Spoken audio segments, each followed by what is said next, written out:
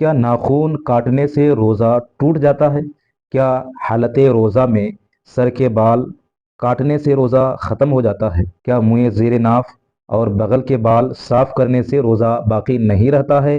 ناپاکی کی حالت میں سحری کھانے سے روزہ ہوگا یا نہیں ہوگا؟ یا پھر حالت روزہ میں ناپاک ہو جانے سے روزہ ٹوٹ جاتا ہے؟ اس کی کیا نوعیت ہے؟ السلام علیکم ورحمۃ اللہ وبرکاتہ۔ محترم ناظرین، میں آپ کا چھوٹا بھائی محمد راز اختر قادری آپ کا سنی نیٹ ورک SN چینل پر خیر مقدم ہے۔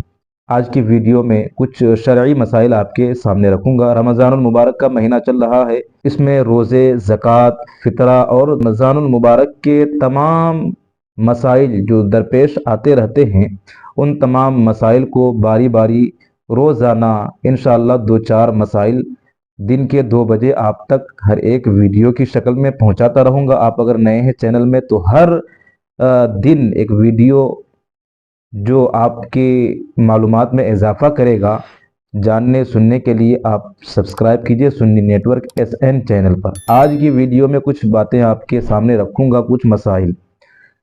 سب سے پہلا مسئلہ یہ ہے کہ کیا حالت روزہ میں ناخن کاٹنے سے روزہ باقی رہتا ہے یا روزہ ٹوٹ جاتا ہے؟ تو دیکھیے کہ حالت روزہ میں اگر آپ ناخن کاٹتے ہیں، ناخن تراشتے ہیں دن میں، تو اس سے روزہ میں کوئی فرق نہیں پڑتا ہے، یعنی روزہ نہیں ٹوٹتا ہے، کوئی بھی حرج نہیں ہے، یعنی مکروہ بھی نہیں ہے اور جو ہے ناجائز بھی نہیں ہے، روزہ ٹوٹتا بھی نہیں ہے، بلکہ آپ کے ناخن اگر بڑے ہو گئے ہوں تو کاٹ سکتے ہیں، اس میں کوئی حرج کی بات نہیں ہے۔ اسی طرح حالت روزہ میں سر کے بال بھی منڈا سکتے ہیں۔ بہت سارے لوگ یہ سوال کرتے ہیں کہ کیا حالت روزہ میں سر کے بال نہیں کاٹ سکتے ہیں؟ تو بھائی کاٹ سکتے ہیں، اس سے کوئی فرق آپ کے روزے پر نہیں پڑنے والا ہے۔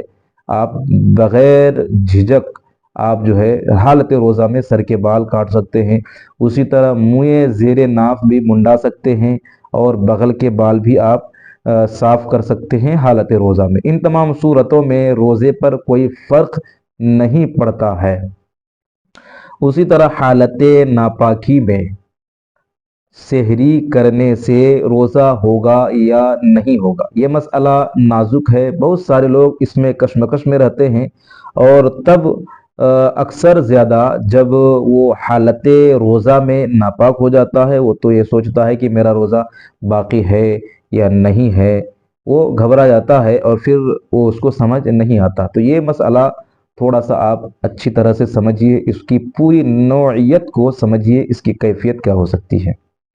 سب سے پہلی بات یہ ہے کہ سحری کے وقت اگر آپ ناپاک ہیں تو بہتر یہ ہے کہ آپ جو ہے پاک ہو جائیں، پاکی حاصل کر لیں، غسل کر لیں، تاکہ سحری کا جو ہے وہ سحری جو سنت ہے، اس سنت کو آپ حالت پاکی میں رہ کر کے ادا ہو۔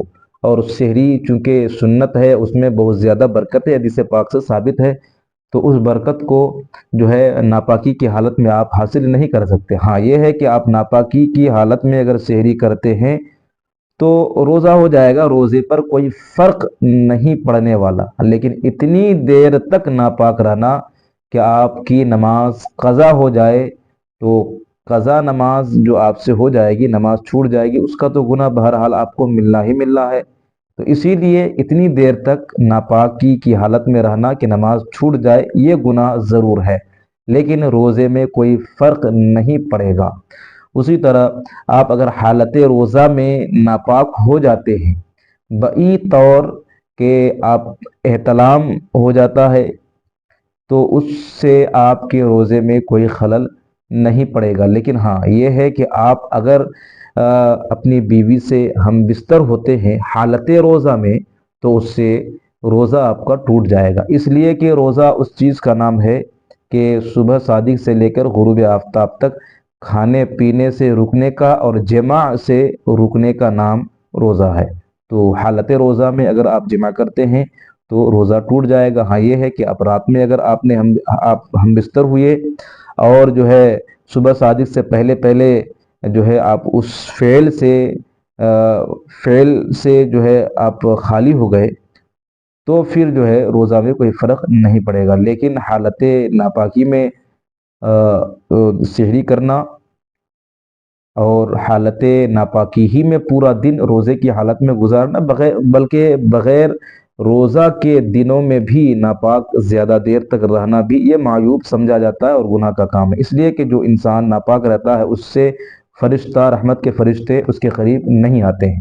تو یہ آج کے مسائل تھے، اور آپ کو کوئی اگر مسئلہ پوچھنا ہو کمنٹ باکس میں پوچھ سکتے ہیں۔ کل بھی انشاءاللہ الرحمن 2 بجے، ہر دن 2 بجے دن کو 2-3 مسئلے جو ہے آپ تک پہنچاتا رہوں گا۔ یہ باتیں آپ کو اچھی لگی ہوں تو لائک کیجئے، شیئر کیجئے، سبسکرائب کیجئے، نئے ہوں تو کوئی سوال ہو من میں کمنٹ باکس میں پوچھ سکتے ہیں۔ چلتا ہوں، خدا حافظ، السلام علیکم ورحمۃ اللہ وبرکاتہ۔